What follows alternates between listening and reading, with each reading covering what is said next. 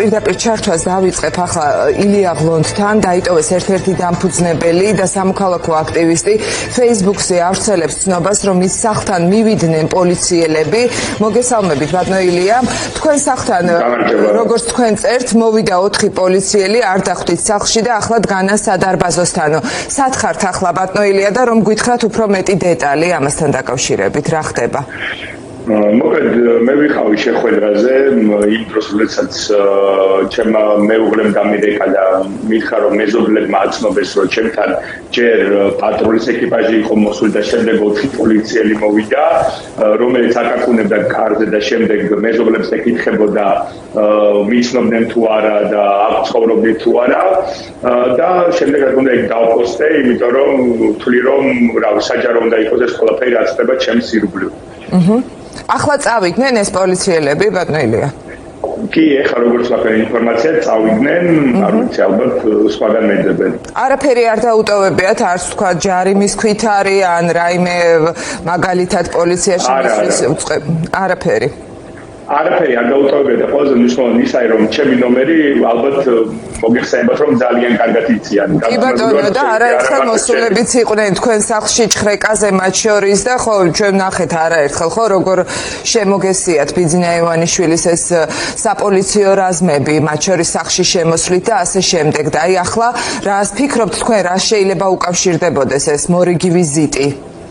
მოკლედ ჩემი აზრით ეს გაგრძელება ზუსტად იმ სტრატეგიის, რომელსაც ისინი აწარმოებენ ბოლო პერიოდში განსაკუთრებულად აქტიურად, მაქსიმალურად ცდილობენ რომ დააშინონ ის ხალხი, ვინც მონაწილეობს პროტესტში და აი ესე საჯაროდ უნდათ რომ ასე ვთქვათ შიში გააჩინონ, რომ აი ჩემთან მოდიან ისევ პოლიციელები, ისევ რაღაცა. მე მგონია რომ სავარაუდოდ ჯარიმაზე აქ საუბარი, იმიტომ რომ ესე არ შემოიფარგლებოდნენ წასვლით უბრალოდ რამე უფრო ფუნდამენტალური განხორციელება რომ უნდა, თუმცა ესეც ჩემი შეფასება და არ ვიცი ზუსტად უნდა ვნახოთ როგორ განვითარდება მოვლენები, მაგრამ მნიშვნელოვანია რომ ესე მაქსიმალურად ცდილობენ რომ მაქსიმალურად წარმოაჩინონ რომ რაღაცა კრიმინალთან აქვს საქმე და დააშინონ ის ხალხი რომ სხვები არ გამოვიდნენ. ხო ხდებით, ამ ეს სისტემაა ესეთი შემუშავებული რომ ამით ფიქრობენ ხალხს დააშინებენ, მაგრამ მნიშვნელოვანი უნდა გვესმოდეს ისაა რომ ამ დროს როდესაც ჩემთან მოდის 4 პოლიციელი არაფერი არ არის ჯარიმის გადმოსაცემა თუ რაც არ უნდა იყოს.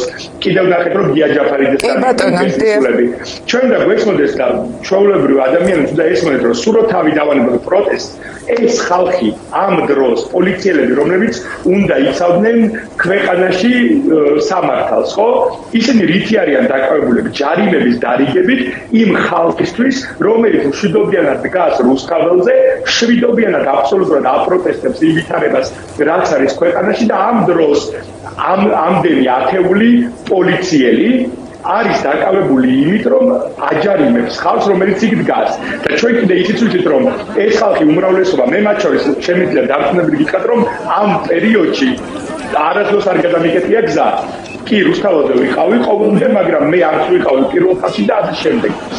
იმიტომ რომ ვიცოდი, რომ ეს ყურადღება იყო განსაკუთრებული ჩემთვის და უნდა გვესმოდეს, რომ ეს ხალხი რეალურ საქმიანობას ცდება იმისთვის, რომ დააშინონ მშვიდობიანი მოსახლეობა და შიშის განცდა შექმნან იმ ადამიანებში, ვინც მშვიდობიანად და კანონიერად აპროტესტებს ივითარებას ქვეყანაში და ეს საზოგადოებას უნდა ესმოდეს და განსაკუთრებით იმ ადამიანებს, ჯერ კიდევ ვისაც შეიძლება ეჭვიეპარება, როგორ მოქმედებენ სამართლიანად თუ სამართლოდ და ასე შემდეგ.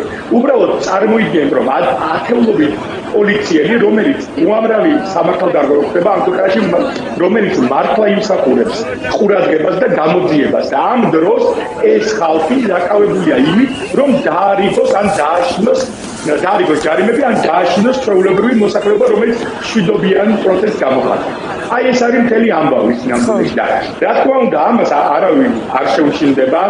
ეს უკვე გავიარეთ, ეს სცენარი უკვე მე რამდენჯერ მეორდება ჩემს ირგვლივ და მინდა სხვა ჩვენს თანამოაზრეებს ვთქვა რომ ნუ შეგეშინდებათ, ჯარიმებიც გადაიხდება, ეს მოსვლები არის უბრალოდ PR კამპანია, რომ დაგვაშინოთ და ჩვენ ამ ქვეყნისთვის ბრძოლაში ეს შიში ვერ დაგვამარცხებს, იმიტომ რომ ვერც მე, ვერც ვერავის ეს ვერ შეაშინებს და ყველა უნდა ვიდგეთ ერთად, მედგრად იმისთვის, რომ ერთად გავიმართოთ.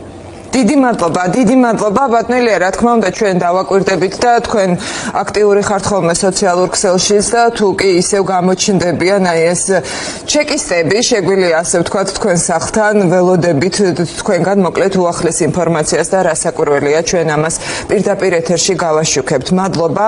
ილია ღლონტი, სამოქალაქო აქტივისტი და დაიტოვეს ერთ-ერთი დამფუძნებელი იყო ჩვენი